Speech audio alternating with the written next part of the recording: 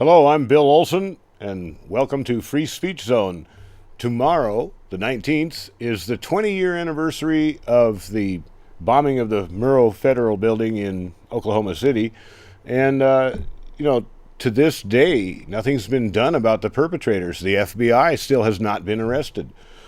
But before we get into that, I want to take care of a few little bits of news. One bit of really good news, so far anyway, is that Architects and Engineers has qualified for to present a resolution to the American Institute of Architects convention that's meeting in Atlanta, Georgia, for the last 3 days. I think yesterday was the last day. And after hearing the presentation on Building 7, they were supposed to vote on whether or not to make an official policy statement for their organization that would require a new scientific investigation. Actually, the first investigation. We haven't had one yet. Everybody thinks we have, but no, that was a supposed building safety thing, so they call it. But anyway, we haven't heard the results of the vote yet, but it's looking really good. But now, here's some other good news. How many times have you seen the bad guy do something and get away with it?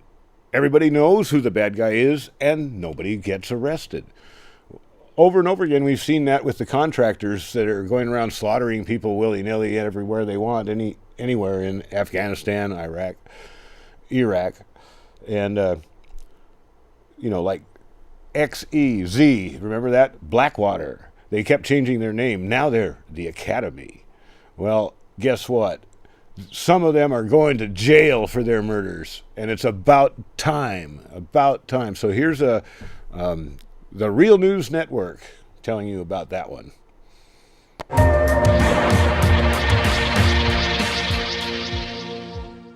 Welcome to the Real News Network. I'm Sharmini Pierce coming to you from Baltimore. A federal court in Washington, D.C. has sentenced a former Blackwater security guard to life in prison.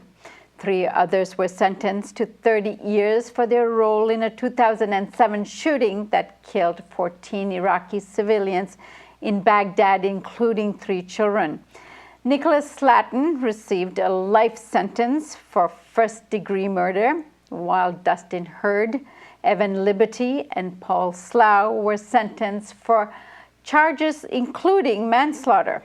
The ex-guards were convicted in October after a long legal fight over the deadly attack at a crowded Nisour traffic circle in downtown Baghdad. U.S. District Judge Royce Lambert announced the sentences after a day-long hearing at which defense lawyers had argued for leniency, and prosecutors asked that those sentences be minimums mandatory under the law, be even harsher. Now joining me to discuss all of this is Reese Erlich. He is best-selling book author and freelance journalist who writes regularly for the Global Post, Vice News, and NPR. His latest book is Inside Syria, the backstory of their civil war and what the world can expect. Thank you so much for joining us, Reese. Thanks for having me. Reese, tell us about the significance of this case and why these prosecutions are important. Well, this is the most significant, the most serious of a series of atrocities carried out by both the U.S. military and military contractors in Iraq. And frankly, under the Bush administration, there was no intention to actually prosecute these guys. One of the charges expired. They allowed the statute of limitations to run. The Obama administration Justice Department had to refile a murder charge as a result. It was botched, and I think intentionally so, under the Bush administration, because they didn't want the details coming out of what the U.S. had done. And this is really the first time that there's been a conviction and heavy sentencing for this kind of activity.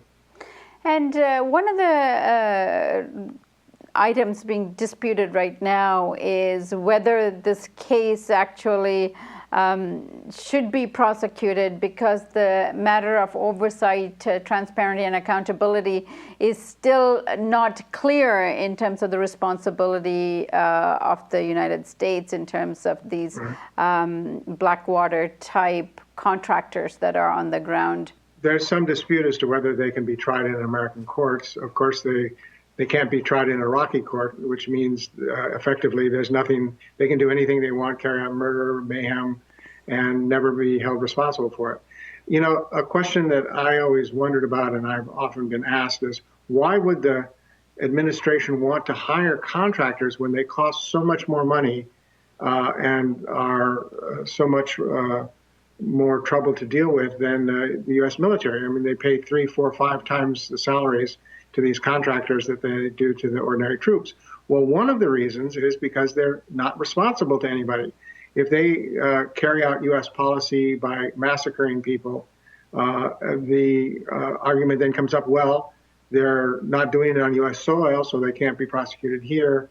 Whereas the U.S. military who engage in similar activities, at least in theory, they could be held responsible to a military court.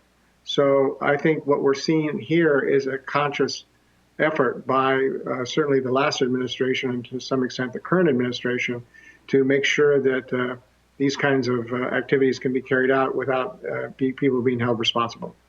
And what does this also tell us about, these convictions are really the guards that were responsible, but the Blackwater leadership and head of the corporation is really getting off scot-free here.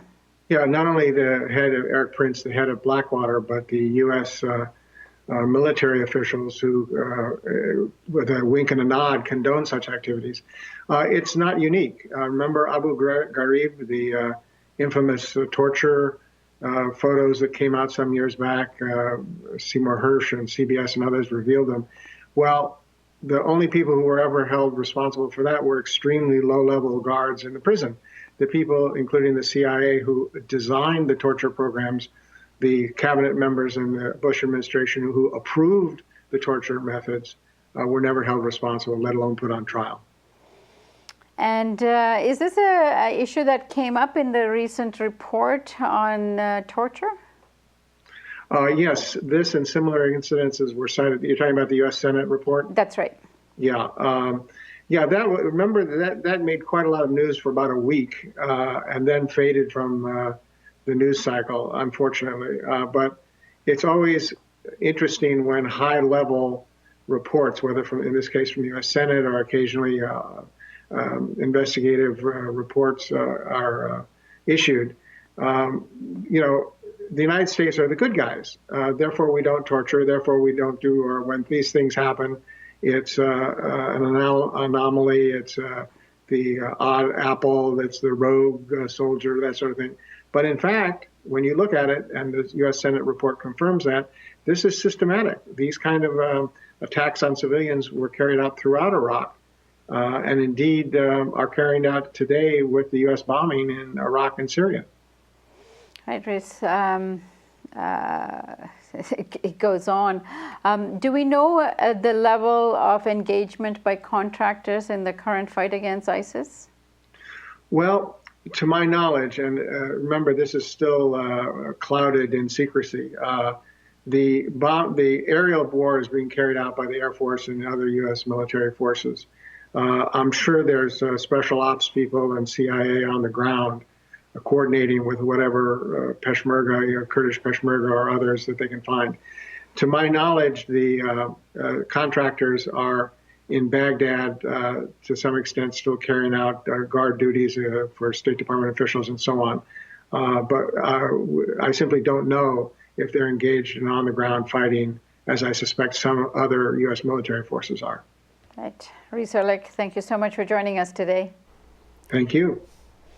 And okay, now we're going to go from that story to the Oklahoma City bombing, 1995. Now, why is it significant 20 years later? Because we're still pretending like we were attacked by Muslims on 9/11, and the 1993 World Trade Center bombing was an attempt to see if they could take down the building. and get away with it. Well, they didn't work out very well, so they tried again at the FBI tried again at the Murrow building in Oklahoma City, and they were a little more successful then. They blatantly had extra unexploded munitions removed from the building in front of TV cameras on national news, and they still got away with it. And then, of course, 9/11, another probably an FBI thing, at least definitely an inside job. We just don't know which inside, which agency for sure.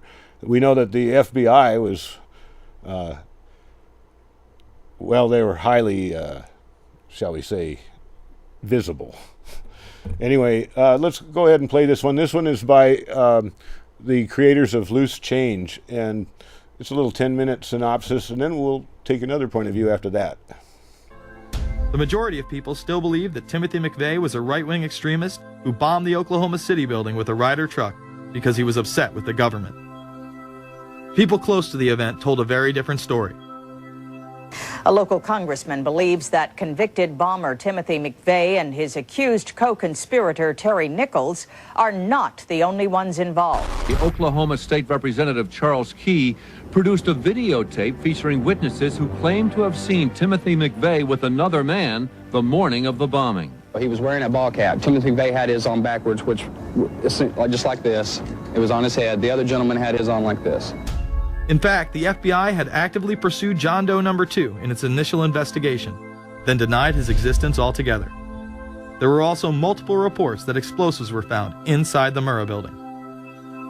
The Justice Department is reporting that a second explosive device has been found in the AP Murrah building in downtown Oklahoma City. Mike, you're still with us, aren't you? Yes, I am, and I might tell you in addition to that, that in fact what we were told at the scene a few minutes ago was that in fact 2 different explosive devices were found in addition to the one that went off. The second explosive was found and diffused. The third explosive that was found, and they are working on right now as we speak, I understand, both the second and third explosives, if you can imagine this, were larger than the first. Bomb squads were actually caught on video pulling into the building to retrieve these devices.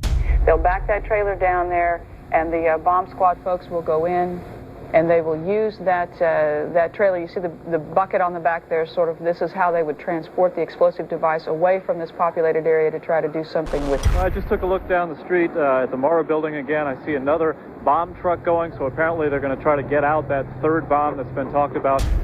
This was even confirmed by the governor at the time, Frank Keating.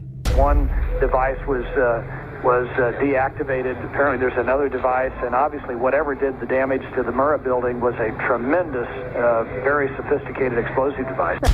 Members of the ATF who would have normally been in the building were tipped off prior to the bombing.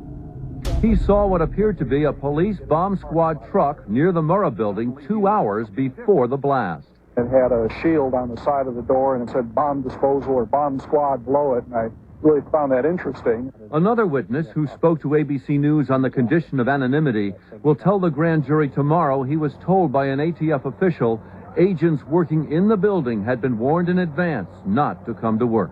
He just came out and told me that the ATF wasn't in the building that day. They'd been tipped by their pagers not to come to work, which I was flabbergasted. McVeigh would even claim in a letter written to his sister, which was published by the New York Times, that he was actually recruited for black operations, which included smuggling drugs into the United States, as well as assassinations. One may brush this off as the ravings of a madman. However, McVeigh was filmed at the Camp Grafton military facility in North Dakota on August 3, 1993. McVeigh's official records state that he was discharged over a year prior from the Army Reserve in May of 1992.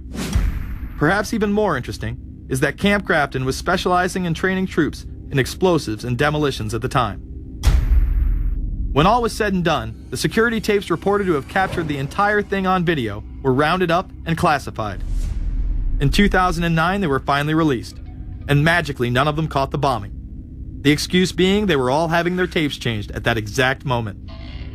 This event would be labeled domestic extremism, which was used to demonize critics of world government, militias, and create fear within the populace. Muslim extremism seemed to show its ugly face in then unprecedented fashion on February 26, 1993. A truck bomb had gone off in the parking area of the World Trade Center. Luckily, the bombers failed to follow instructions and parked the truck carrying the explosives against the main support column. What is not discussed, however, is the bomb was actually built by an FBI informant under the supervision of the FBI. Ahmed Salam, a former Egyptian army officer who had been doing undercover work for the FBI, was the man who actually built the bomb. When he was told that he would have to use real bomb-making material instead of harmless substitutes, he became suspicious and began taping his conversations with FBI officials. Last winter, the FBI was praised for its speed in cracking the case of the World Trade Center bombing and bringing 4 suspects to trial. Now, there is some evidence that the FBI may have known of the plot in advance through an informant and might even have stopped the bombing that killed 6 people. Notice the media emphasizes that they might have been able to stop it. They then gloss over the fact that the bomb was built by their agent under FBI supervision in conjunction with the district attorney. FBI agents might have been able to prevent last February's deadly explosion at New York's World Trade Center. They discussed secretly substituting harmless powder for the explosives, but they didn't, according to the FBI's own informant, Ahmed Salem. Unbeknownst to the FBI at the time, Salem recorded many of his conversations with his handlers. The actual recording where Salam discusses this with his FBI handler, John Antisev, was released years after the trial. You got paid regularly for good information. I mean, the expenses were a little bit out of the ordinary, and it was really questioned. Don't tell Nancy I told you this. Well, I have to tell her, of course. Well, then if you have to, you have to. Yeah, because, I mean, the lady was being honest, and I was being honest, and everything was submitted with a receipt. Yeah. And now it's questionable. It's not questionable. It's like a little out of ordinary. Okay. You know. All right. I don't think it was. If that's what you think, guys, fine. But I don't think that, because we was start already building the bomb, which is went off in the World Trade Center. It was built by supervision from the Bureau and the DA, and we was all informed about it, and we know that the bomb start to be built. By who? By your confidential informant. What a wonderful, great case. Following the convictions of the Muslims who were too inept to make their own bomb and park the vehicle in the proper area, Salam was pulled into the FBI's witness protection program, where he has never been heard from again. Prior to the largest and most devastating terrorist attack on U.S. soil, the United States was poised as the first truly global superpower.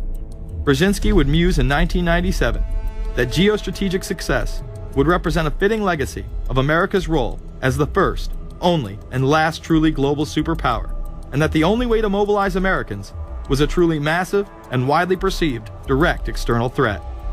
In September of 2000, a neoconservative think tank called the Project for a New American Century echoed Brzezinski's statements, saying the United States is the world's only superpower, combining preeminent military power, global technological leadership, and the world's largest economy. An engine for New World Order ideals, members of PNAC included Dick Cheney, Donald Rumsfeld, Jeb Bush, Scooter Libby, William Kristol, and Paul Wolfowitz. Describing the difficulty in projecting force, they write the process of transformation is likely to be a long one, absent some catastrophic and catalyzing event, like a new Pearl Harbor. This takes us full circle to the September 11th attacks of 2001. In my previous film, Fabled Enemies, I expose in great detail the Saudi Arabian, Pakistani, and Israeli connections in conjunction with this international intelligence operation. In the early 1980s, bin Laden worked with operatives from U.S. intelligence, the Pakistani military, and Arab states. They ran a wide-ranging covert network that recruited and financed Muslim fighters to battle the Soviet army. The hijackers that were trained at U.S. military installations and protected by the FBI and CIA. The military exercises leading up to 9/11, and those that took place as the attacks occurred. Open line. Surveillance, Sergeant Richmond. Sergeant Richmond, Sergeant Light from Cheyenne Mountain Test Control. How are you? I'm doing fine. Okay, I need you to terminate all exercise inputs coming to Cheyenne Mountain at this time. Copy. And stay on loop until I verify that you or connectivity is disconnected on the exercise side only. Okay, no, do not do any more inputs on the exercise side and stand by. I got Cheyenne Mountain on the line. Terminating all exercise inputs. So, Grover, in case you didn't know, this exercise. Oh, yes. The Black Ops program, Able Danger, and the shadow government involvement. This morning we learned that the vice president wasn't the only one sent to an undisclosed location on September 11th, that an entire backup government was and is still there and may be there for as long as anyone now at least can imagine. As well as much, much more. The government has lied about 9/11 repeatedly and used it to dominate the Middle East, while creating an evolving police state here, encroaching on civil liberties at home. And of course, building a new world order. There is a chance for the President of the United States to use this disaster to carry out what his father, a phrase his father used, I think, only once, and hasn't been used since, and that is a new world order. We know now that September 11th of 2001 was the beginning of what we might call a new world order. The new world order that this president's father talked about with such great enthusiasm seems to be high on the agenda of this administration. Under the second Bush administration, massive amounts of civil liberties were openly and brazenly taken away following 9/11. The passage of the Patriot Acts, the Military Commissions Act, and other horrifying anti-constitutional legislation was enabled by the incredible amount of fear generated by the media, all in the name of keeping us safe here at home. The war itself would create huge profits for the military-industrial complex, and the globalists would seize even more power and control over Middle Eastern resources in what they planned to become a Eurasian Union under their control. Although the establishment claimed to be fighting for our freedom abroad, they were destroying our They were destroying our honor, basically. We've had a terrible history since at least World War II of, attacking and invading almost every country you can imagine. It's amazing. Bomb and kill and murder. Anyway, well, getting back to our own domestic violence that we perpetrated upon ourselves, the Oklahoma City bombing. Let's see what Alex Jones has to say about it. He's going to be interviewing the creator of the best documentary on Oklahoma City. That's called A Noble Lie. I showed it before on this station about 2 years ago, actually, I think. But anyway, this is the Alex Jones interview with the creator of A Noble Lie, and when we're done with that, we'll come back with a section of A Noble Lie.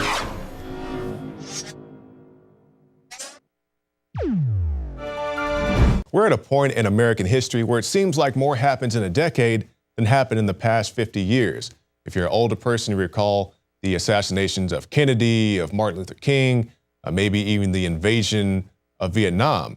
But for me, my generation, we recall 9/11 and of course the Oklahoma City bombing. I was a young child when it happened. I wasn't exactly sure what was going on. The teachers, told us that there was an event going on, but we didn't know exactly what was happening until we were able to go home and see the footage on the TV for ourselves. And I really wish, I was more awake at the time. Of course, I was a young child. I wouldn't have understood these things, but I really wish I would have had the state of mind to go and record these things on a VCR or something so I could have these police interviews, all this news footage to show it at a later date. Because the thing about this is the Oklahoma City bombing, there's a lot of initial reporting that was very good, but then you have the powers that be that come in and start to drive the narrative. Case in point, early on with the Oklahoma City bombing, they were reporting that there were bombs removed from the Murrah building. And I'm not talking about fragments of the original Ryder truck bomb. I'm talking about intact explodable ordnance. The bomb disposal unit came in and took out those bombs. But the official narrative says that Timothy McVeigh nor Terry Nichols never stepped foot inside the Murrah building, which is to say there's at least one other person involved in the Oklahoma City bombing, even if it was somebody acting completely separate from McVeigh and Nichols. To talk more about this, we have Holland Vanden Nieuwenhof of Radio Free Oklahoma. He is a filmmaker and writer. Thank you for joining us today, Holland. Thank you for having me on. Now, as I was talking in the intro, I was a very young child when the bombing happened. And I remember sitting in the school building and I wasn't exactly sure what was going on. We had heard that there was some type of attack in Oklahoma City. I'm, of course, from Tulsa, an hour away, and the teachers were buzzing about, but I didn't fully understand the seriousness of the situation until after I was able to get home and watch the news footage of the bombing.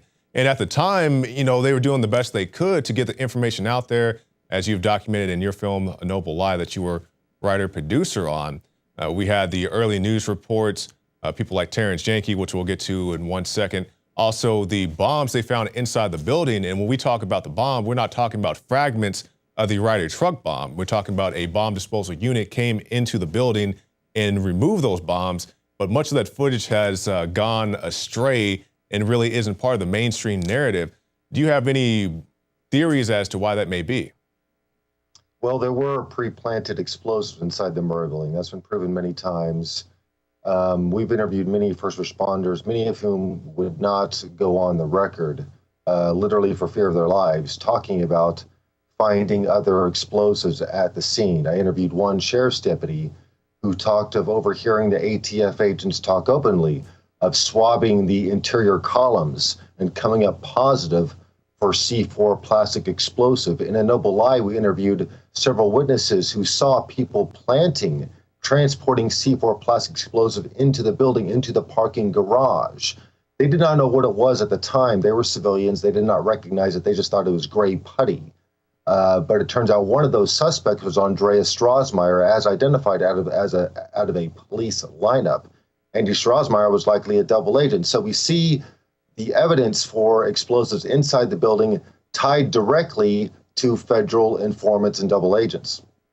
So when we talk about the bombing there, you know, you've reported on it, we've reported on it as well, that, you know, there's people out there the days before putting up what one witness, I believe she thought they were putting up telephone wire or something to that effect.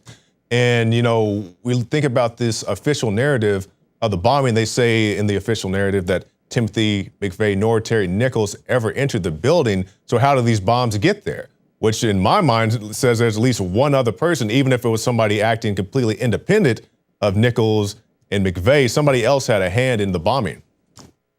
Well, there was definitely the hand of someone in the bombing.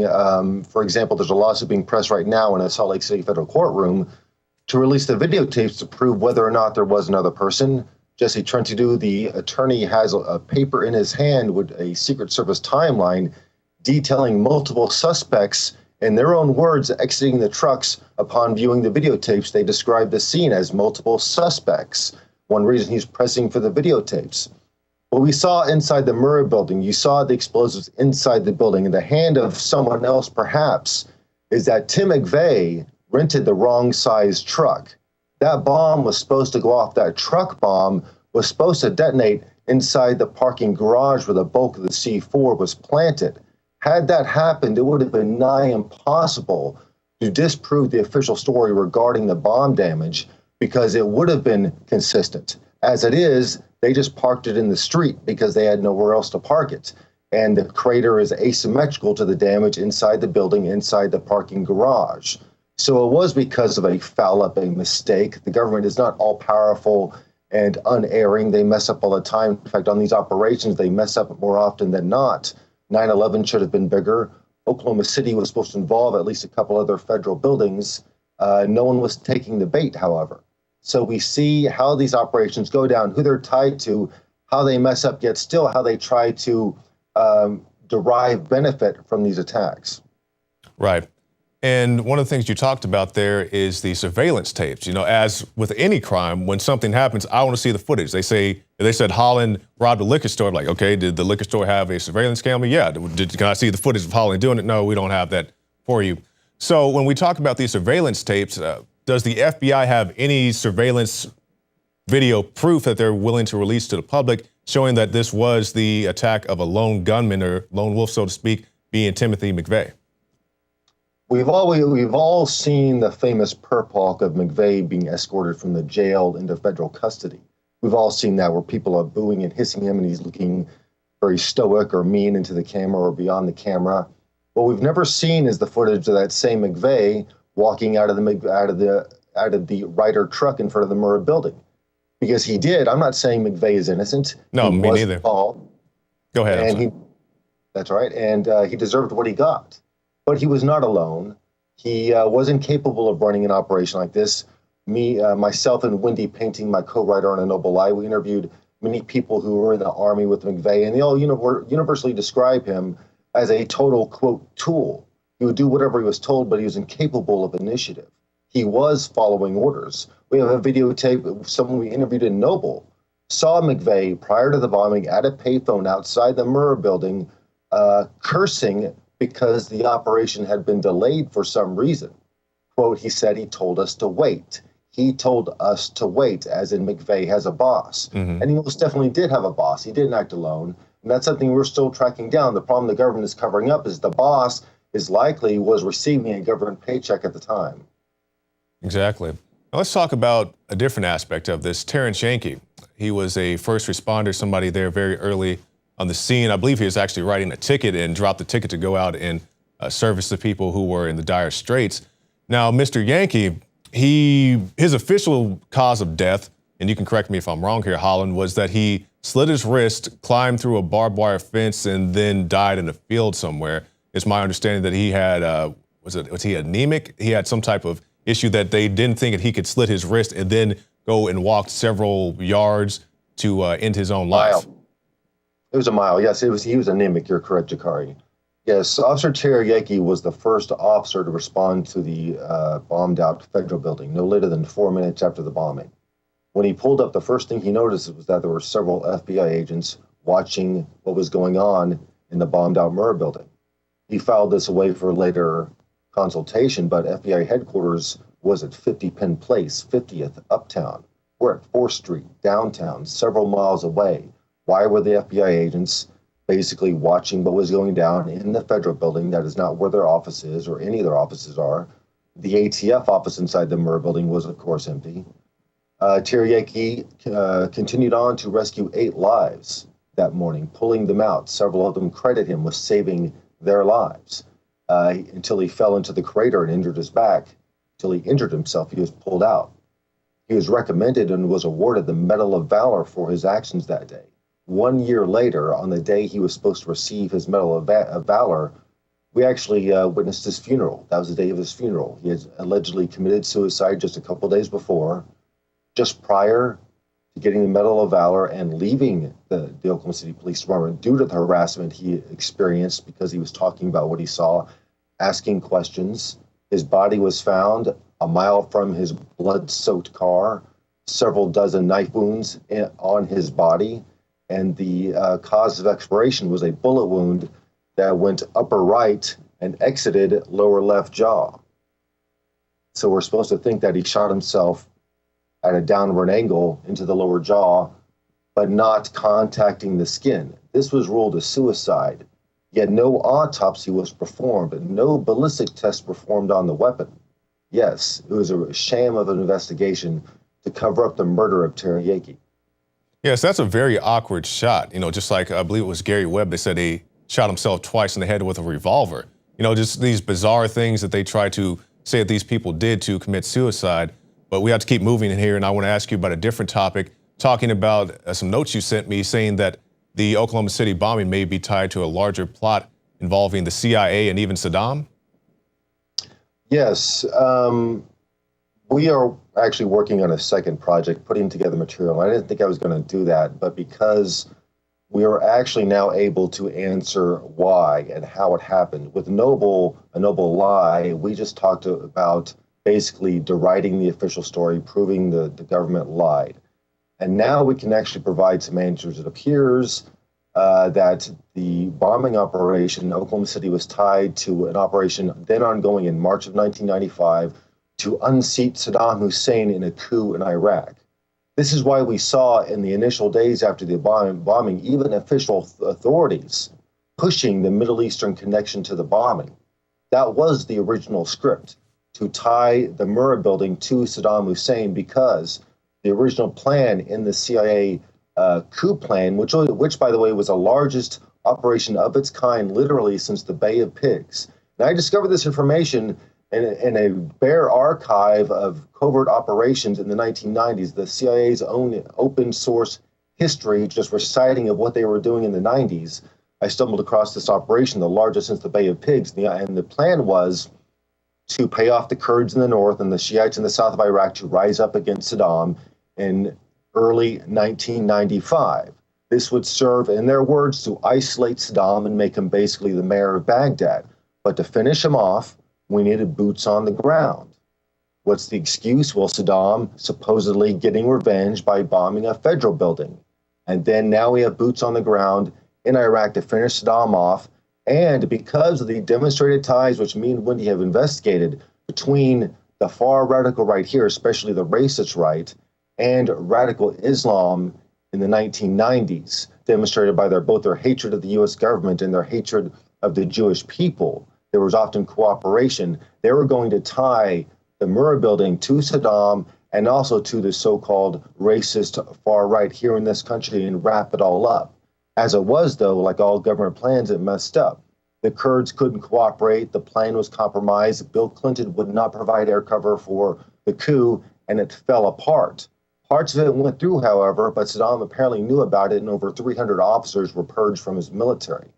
As it was here in America, apparently the so-called far-right neo-Nazi angle was continually pushed, because Wendy and I have investigated in the southwest of this country, people who are being interrogated, actually being approached by federal informants prior to the Oklahoma City bombing, were pitching a script saying we need to bomb a federal building with ANFO, with TOVEX boosters, which is what exactly supposedly happened according to the script in OKC.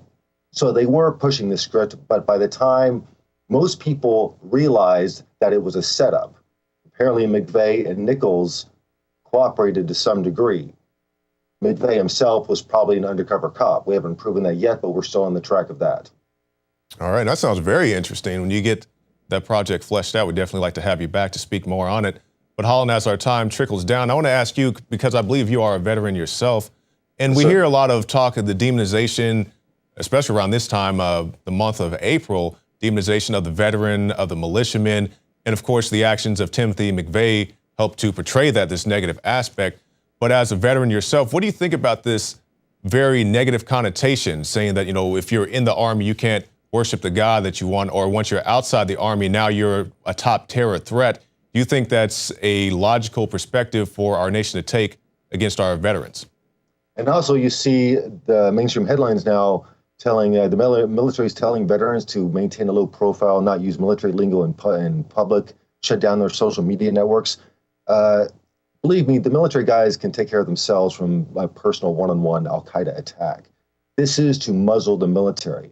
When the Ron Paul campaigns happened, his #1 contributors were from the military. More than any other candidate combined, his money came from the military, active duty, people like me. I was in the Marine Corps in March of 1995. If Oklahoma City had gone down as planned, I would have been in Baghdad backing up the coup attempt. If I had taken up my recruiter's offer of recruiter's assistance after boot camp, I would have been in the Murrah building on April 19th, 1995, and that recruiter was killed. I came very close. And I saw a lot of things in the military that woke me up to the true nature of this government. And I could have re-enlisted. They begged me to. I had a stellar career. But I knew I could not serve this system my entire life and be a slave to it. And one day, perhaps, be used to deprive American citizens of their rights. So there are a lot of people in the military who are awake, and they're trying to demonize the military with McVeigh. McVeigh was an undercover cop. He admitted to his first 2 sets of attorneys, told them, I was recruited out of the Army to infiltrate neo-Nazi activities. What I did at Oklahoma City, I did under order. His 2 first sets of attorneys resigned when they were told that, because they knew what they were up against and they had wanted no business to do with it.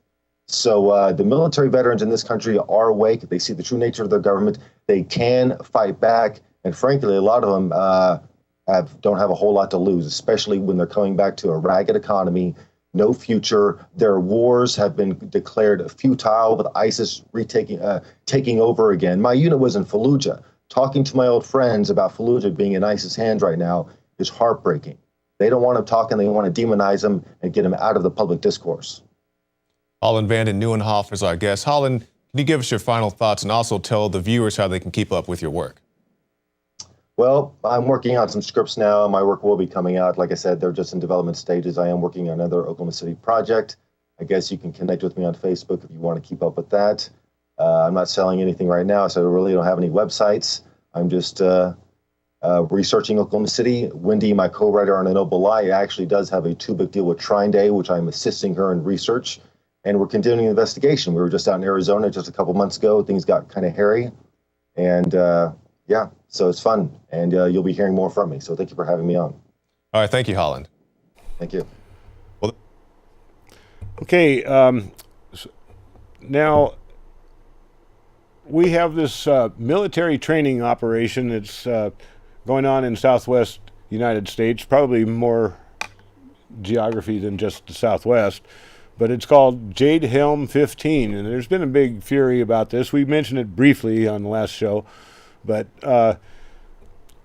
basically what they're doing, I mean, the PR that they're giving it is that, oh, we're training them so that when they go overseas, they'll be able to, you know, deal with insurgents and whatnot, you know. But no, you train for what you're going to encounter, and they aren't going to encounter American neighborhoods overseas. They're not going to encounter Walmarts and things, you know. It's amazing that anybody allows them to talk about a cover story like that without calling, hey man, that's BS. Don't try to feed us that. We're smarter than that. We've seen you do this over and over again. You think we're going to fall for it again? And then I'm amazed when I hear people that did fall for it again. But okay, so they're training right now, and our military right now is being told that the Tea Party is the enemy.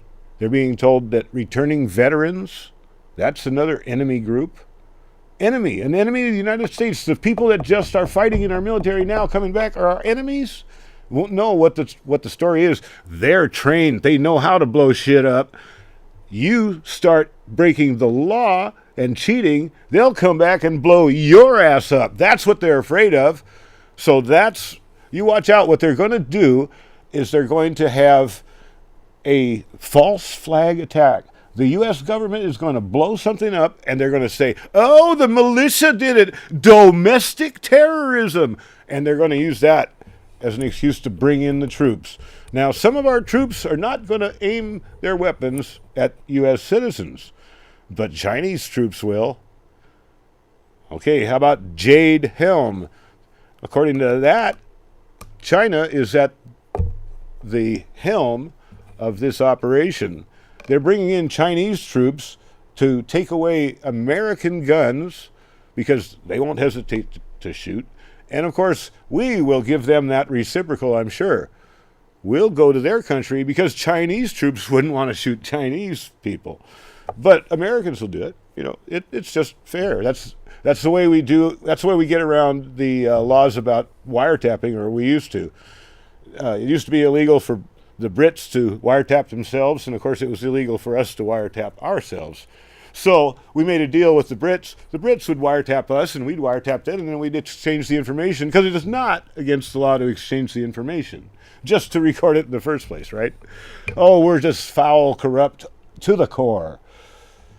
So anyway, watch out for a symbolic, destructive event that gets blamed on patriots, or domestic violence, or returning vets, or people like me that have cable access TV shows. I don't know a thing about blowing shit up, except if it has a fuse on a little M80. That's why I could blow something up with that, but not anything destructive like that. But by golly, you watch.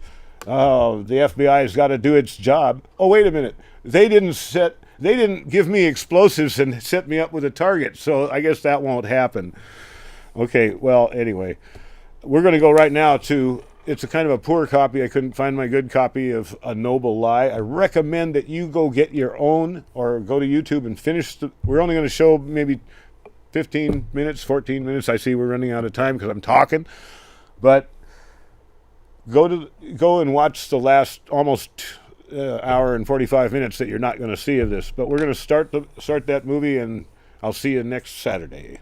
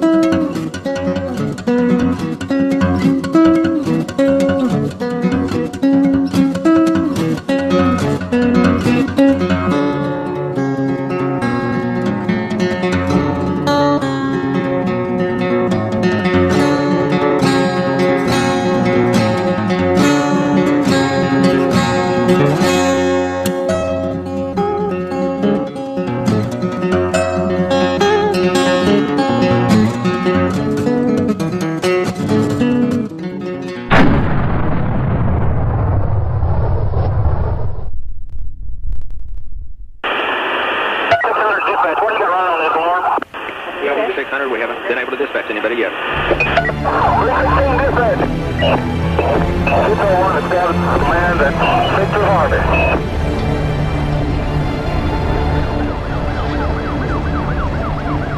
On April 19th, 1995, as many people were starting their workday, a beautiful spring morning in the heartland became chaos when at 9:02 a.m., explosions tore through the Alfred P. Murrah Federal Building in downtown Oklahoma City.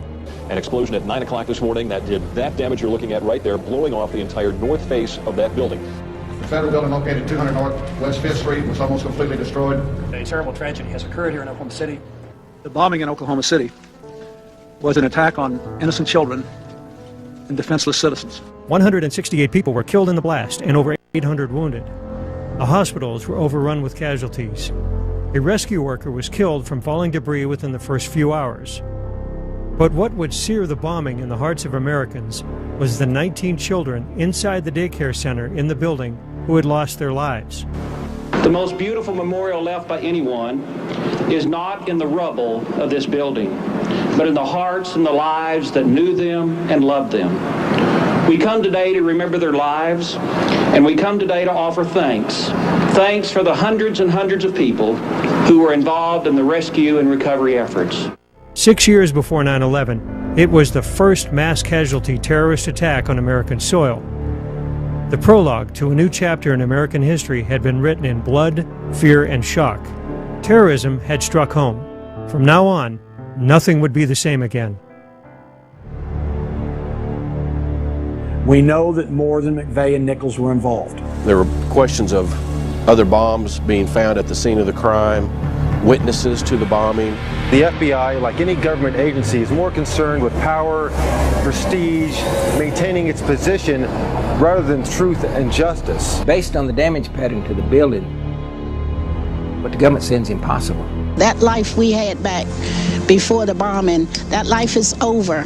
For the first time in my fight with the government, they stepped forward and said it would pose a grave risk to the national security of the United States of America if we release these CIA documents. If you know the truth will set you free. You've got to band together, or it's over for all of us. The man on top will get you. If we don't expose the fact that Oklahoma City stinks to high heaven, the same people that carried it out are going to do it over and over and over again, and they're going to use these frightening events to drive a stake through the United States and kill our republic.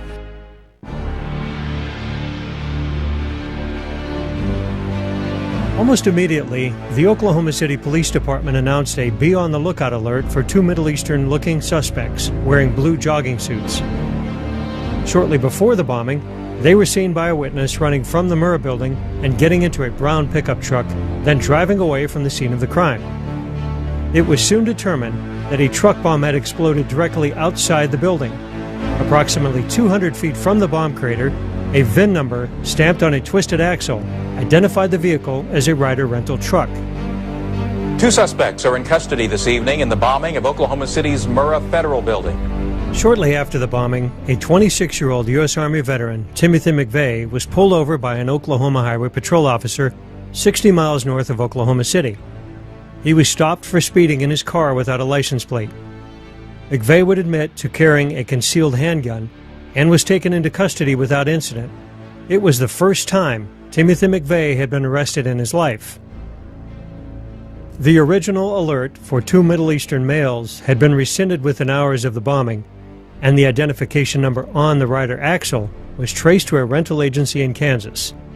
The renter had given a false name, but had listed his address as a farmhouse in Michigan belonging to James Nichols.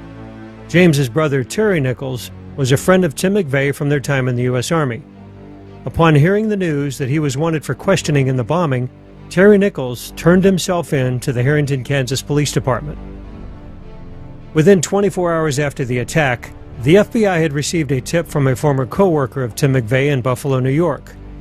The tipster informed the FBI that McVeigh had often espoused militant anti-government views and that McVeigh was very angry over the siege of the Branch Davidians by federal agents in Waco, Texas, which had ended in a catastrophic fire 2 years to the day before the Oklahoma City bombing. That Friday, they showed the FBI bringing Tim McVeigh out of the jail in Perry, Oklahoma. And that's when I got angry, when I saw that it was an American and it was a Middle Easterners. I had a hard time accepting the fact that that Americans would do that. Americans are supposed to love their children. They are not supposed to murder their children. Shaken, disillusioned, angered, that could happen in this country. Upon learning that McVeigh was already in jail, the FBI transferred him to federal custody, and an indictment was issued against Tim McVeigh, Terry Nichols, and others unknown for the bombing of the Murrah Federal Building. Another Army buddy of McVeigh's, Michael Fortier of Kingman, Arizona, was later arrested and charged with having advanced knowledge of the bombing plot. The last thing I remember was being thrown to the center of that room and looking up and looking into the sky, and there was no roof and everything was just suspended up in the air in the sky. When I came to, I stood up, I was facing the south, but all the light was behind me. And I turned and looked back to the north, and the whole front of the building's gone. I'm about 4 to 5 feet from where it dropped off. On the morning of April the 19th of 95, my dog, Gunny, and I arrived at the scene of the Murrah building. There was a great deal of chaos at the scene.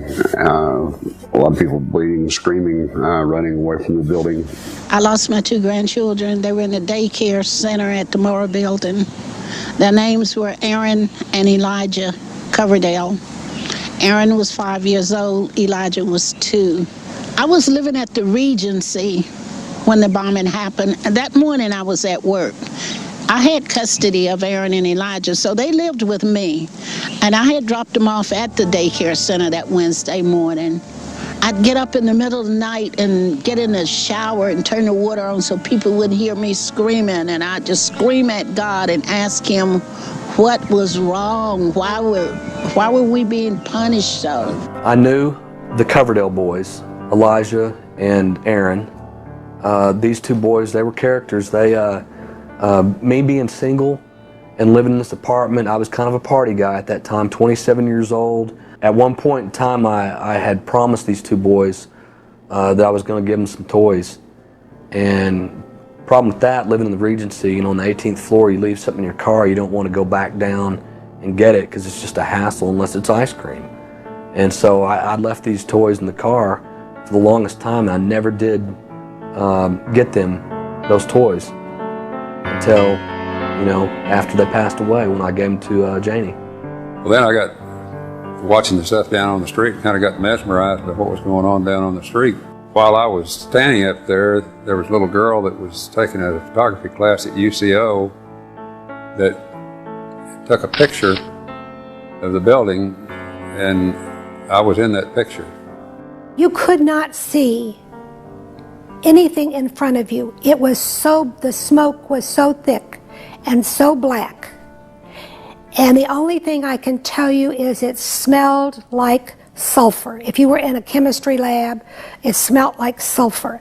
And she said, you can't go that way. And I said, why? She said, there is nothing out there. It's gone.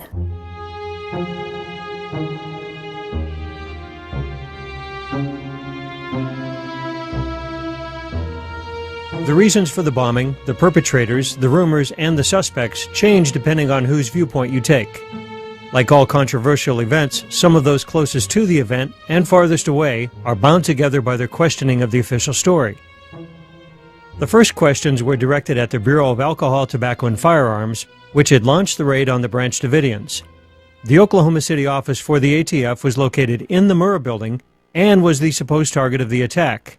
Yet, no agents were killed or seriously wounded. Was the ATF office empty that morning? I asked him if I could speak with an ATF officer that worked in the building so I could find out if they knew anything about my wife.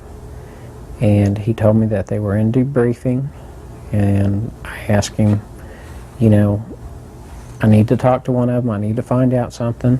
And he said that none of them had been in the building, so they weren't hurt. They had been tipped by their pagers that morning not to come into work.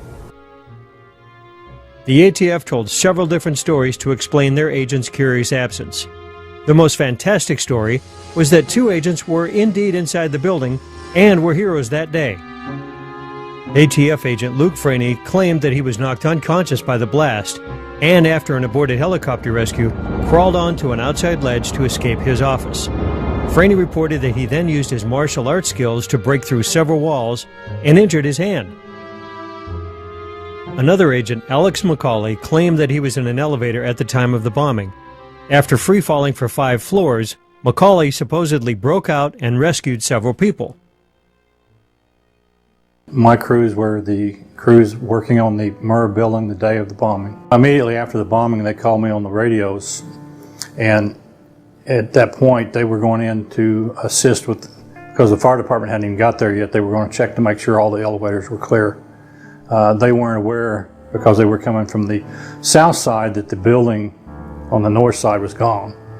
So they went in to check the elevators, and that's when they found out how bad the damage was inside the building. None of the elevators went to free fall because the governor overspeeds were not tripped.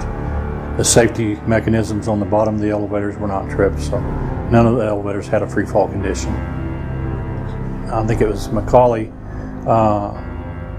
indicated that they were trapped in an elevator. So at the grand jury investigation, once I got the FEMA report that showed which elevator they were in, I said that there's no possible way they could have been in that elevator, because my men checked it and it was still locked from the top, and the doors were, the wall had caved in against the doors between floors, so they couldn't have gotten out of the elevator without assistance.